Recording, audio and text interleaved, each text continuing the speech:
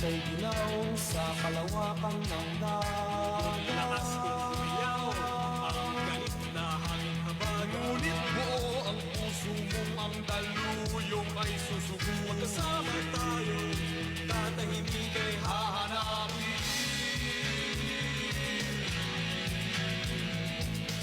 Saan ang tungo mo, mahal kong kaibigan?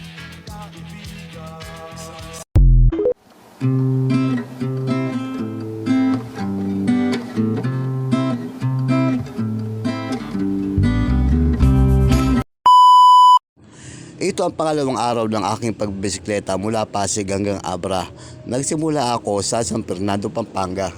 At pagkatapos, lumusot ako sa bayan ng Bacolod. Nang maramdaman ko ang tawag ng kalikasan, agad akong naghanap ng kubeta. Pagkatapos kong mabawas sa Ipadjak-uli hanggang sa marating ko naman ang bayan ng Guagua. After 30 minutes sa padyakan, finally narating ko rin ang uling bayan ng Pampanga, ang Lubao. At nang makita ko na ang arko, finally palabas na ako ng Pampanga, papasok na ako ng bayan ng Bataan. At ito na nga ang probinsya ng Bataan kung saan nangyari ang Death March. Ayon sa kwento ng lolo ko, pinaglakad sila mula Capas Tarlac papunta sa Corregidor. Isang sundalo kasi ang lolo ko noong ikalawang digmaambang daigdig. Pero habang naglalakad daw sila, tinutorcho sila ng mga sundalong Hapon. At habang pumabadyak ako, bigla lang nag-stack up ang gulong ko sa likod. Ang problema, basag na pala ang bearing sa likod.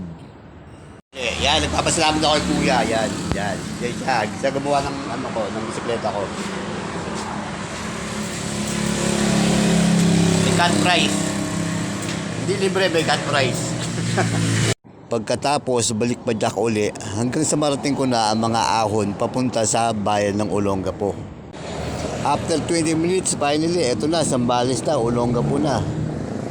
Tapos, diretso padyak pa rin hanggang sa marating ko na ang bayan ng Olongapo, yung pinaka-downtown. Tapos, diniretso ko na hanggang sa marating ko na ang bayan ng Subic. Tapos, pumasok muna ako sa may fishport para umusyoso saglit. Tapos, naisip ko bigla, ang ganda pala tumambay sa pantalan tuwing hapon, parang nasa location ng pelikulang Pirates of the Caribbean. Tapos, balik uli ako sa pagpadyaka hanggang sa makalabas na ako ng Subic. Yan na, papasok na ako sa bayan ng Castillejos. At nang nasa may Castillejos na ako, may nilibre sa akin ng Paris dyan. Tapos, padyak uli hanggang sa marating ko na ang downtown area ng bayan ng Castillejos. Asa hindi inaasang pagkakataon, nakita ko ang kaibigan ko si Errol. At dito nagtatapos ang aking pangalawang araw na pagpadyak mula Pasig papuntang Abra. Maraming salamat sa panonood and God bless.